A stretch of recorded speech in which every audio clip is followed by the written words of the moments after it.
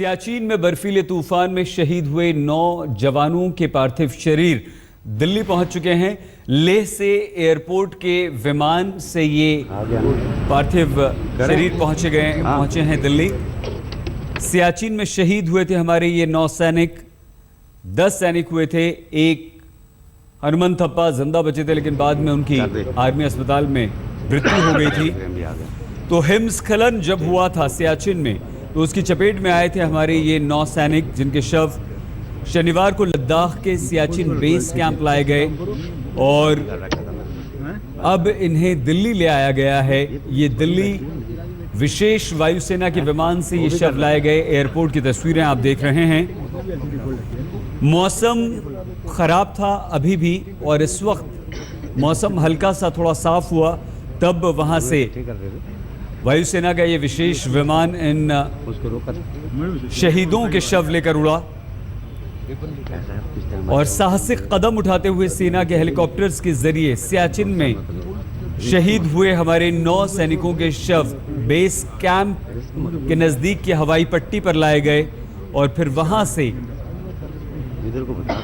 वायुसेना के विशेष विमान में 9 के 9 सैनिकों के शहीदों के पार्थिव शरीर दिल्ली लाए गए हैं।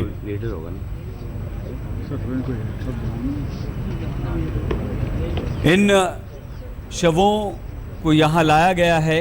अब जहाँ जहाँ के ये शूरवीर हैं, उनके घर इनके पार्थिव शरीर को भेजा जाएगा। सियाचिन के शूरवीरों को देश सलाम कर रहा है। बेहद कठिन परिस्थितियों में, विपरीत परिस्थितियों में, जहाँ सिर्फ बर्फ ही बर्फ है और अगर आपके शरीर का कोई भी अंग अगर खुला रह जाता है तो वो गल जाता है। इतनी ज़्यादा ठंड, -40 डिग्री तक टेम्परेचर, वहाँ पर डटे हुए थे, टिके हुए थे। हमारे देश की सीमा की रक्षा कर रहे थे ये जाबाज, और उसी दौरान एक बर्फीला तूफान आता है।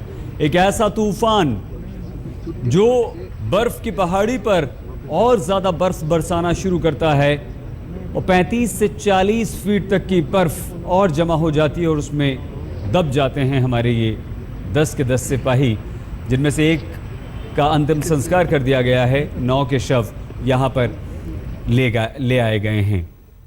बिहार से जहां आरजेडी ने रेप के आरोपी अपने विधायक राजबल्लभ यादव को पार्टी से निकाल दिया है। राजबल्लभ यादव पर एक नाबालिग से रेप का आरोप है।